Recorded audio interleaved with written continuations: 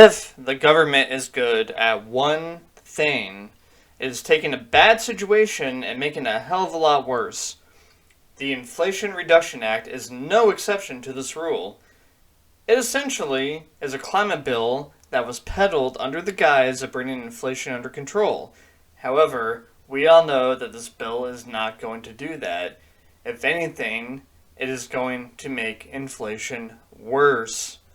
Aside from that, many of the climate provisions in the Inflation Reduction Act are going to cause more problems than they provide solutions. One prime example of this is the electric vehicle ownership and production targets that it puts forward. The Biden administration aims to slash the sale of gas-powered vehicles to 50% of all new purchases by the year 2030. In other words, they want half of all new vehicles sold to be electric by 2030. In 2021, the electric vehicle market globally was estimated to be worth $170 billion and is expected to grow to approximately $1 trillion by 2030. I'm sure the federal government setting aggressive EV sales and production targets by 2030 has made a lot of people more confident in this prediction, and many automotive manufacturers are already racing to get a piece of that pie. For example, Ford announced earlier this year that they are pushing deals to have its annual EV production rate reach 600,000 vehicles by late 2023. That is only about a year away, and they only want to compound that annual production rate from there, going forward. Ford also stated that they plan on committing $50 billion to EVs through 2026. Large companies do not make aggressive investments so quickly unless they are fairly confident that there will be a healthy return on investment. With how much collusion happens between large corporations and the government, we can basically interpret the Inflation Reduction Act as being the official green light for those in the automotive industry who want a future in this trillion-dollar market that is expected to arise, to start making the shift now. Besides the obvious problems that come with the government constantly trying to meddle in and manipulate private industry, politicians are always myopic when it comes to these grandiose ideas, and they don't think of the practicality or unintended consequences of implementing their ideas. The politicians only care about peddling feel-good narratives to garner political support and retain power. I'm sure many of those who support green energy see the transition to electric vehicles as a positive step in the right direction, but there are many aspects of the electric vehicle market which those very same people remain blind to and will, in all likelihood, continue to be willfully ignorant of because it destroys the green energy narrative. If we want to address politicians being generally ignorant of, or at least apathetic to the consequences of setting such aggressive EV targets, we can start by looking at this article from Yahoo Finance, which talks about lithium shortages. I'm actually surprised that Yahoo Finance put a somewhat objective article out there, considering they tend to be more of a left-leaning platform. Nevertheless, it highlights an issue that is already coming to the surface. We do not have enough lithium. For those who don't know, lithium is a key component for making the batteries which go into electric vehicles, with each electric vehicle battery requiring roughly 8 to 10 kilograms in production. We're just early on in this transition to electric vehicles, and already the price of lithium carbonate has doubled just this past year at this point. It's a pretty simple supply and demand problem. When demand outpaces supply, prices go up. And this article mentions that they expect the demand for lithium carbonate to grow by 40 times its current size in the next 2 decades. That means that if the supply of lithium cannot keep up with the ever-increasing demand for this metal, prices of every good which relies on lithium and its production process are going to go up over the next 2 decades and will likely continue to go up in the foreseeable future after that. EVs are not the only good that use lithium-ion batteries.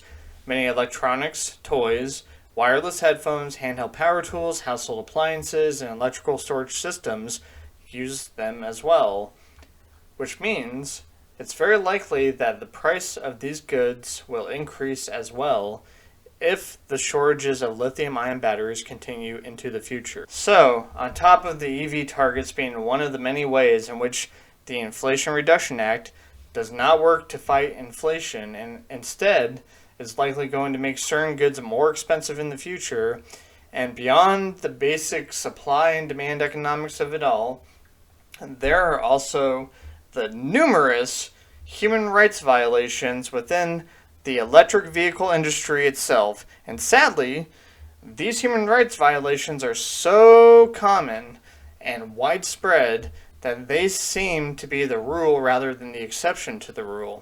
From Africa to Asia to South America, the human rights abuses that occur in the industry seem to be common practice, and those who support the EV industry support these violations of human rights, even if just implicitly. The article that I'm highlighting from Yahoo Finance shows that there are 4 key raw materials needed for electric vehicles: lithium, cobalt, graphite, and nickel. I'm only going to briefly talk about lithium and cobalt, and will likely do some follow-up videos later talking more extensively about rare earth metal mining and how it relates to EV production. There are numerous sources which talk more extensively about human rights abuses that occur when mining lithium and cobalt globally. Everything from slavery to child labor to unsafe working conditions, extreme health hazards, and lacking access to basic provisions such as food, water, and even a steady flow of oxygen. I have linked some sources in the video description below, but this is just the tip of the iceberg. Finally, there is the question of if EVs are even green, and the overwhelming consensus is no.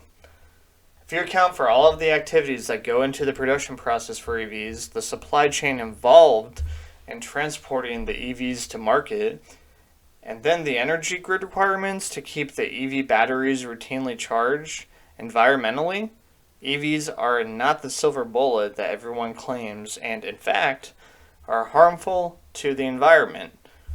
One glaring example of this are the vast swaths of lithium fields involved in the production of lithium-ion batteries. Not only does it take an enormous amount of water in the extraction process, somewhere around 2.2 million liters of water to produce a ton of lithium, these lithium fields have the potential to contaminate the soil for hundreds of years and cause air contamination as well. Additionally, just like fossil fuels, lithium is considered to be a non-renewable material. So the fact that it is a key component in EV production, and then they classify EVs as quote-unquote renewable energy, that's kind of a sick joke. I mean, look at the picture of these lithium fields and tell me with a straight face that this is a picture of environmentalism and renewable energy, sustainability, and a solution to what they are calling the climate crisis. Yes, I'm sure if we continue to just dump more lithium fields across the world, it's going to do wonders for the environment. So, if we're being totally honest, it seems like the large push for renewable and green energy from the government is not only intellectually dishonest, it's another pet collusion project that they have to keep their crony capitalist system going. They want you to drive an electric vehicle that is produced under both exploitative and environmentally damaging conditions, transported to your local car dealership, most likely through several transportation methods which use fossil fuels, and then use a heavily fossil fuel-backed power grid to charge your electric vehicle.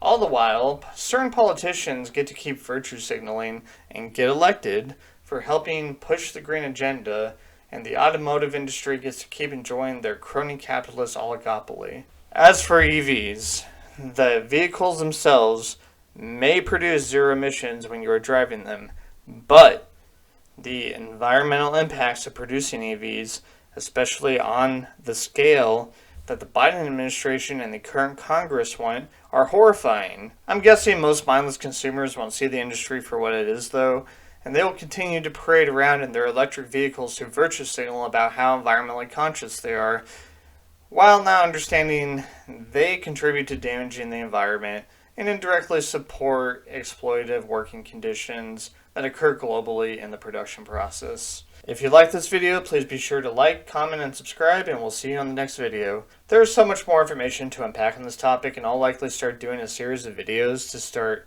to touch on many of the key points in more detail. This is a topic where there are many people who are willfully ignorant, meaning the information is out there and accessible to the public, but people choose not to look into electric vehicles further. If they did, they'd most likely be horrified by what they found. As with all things in the world, it is important not to take anything at face value and always dig deeper.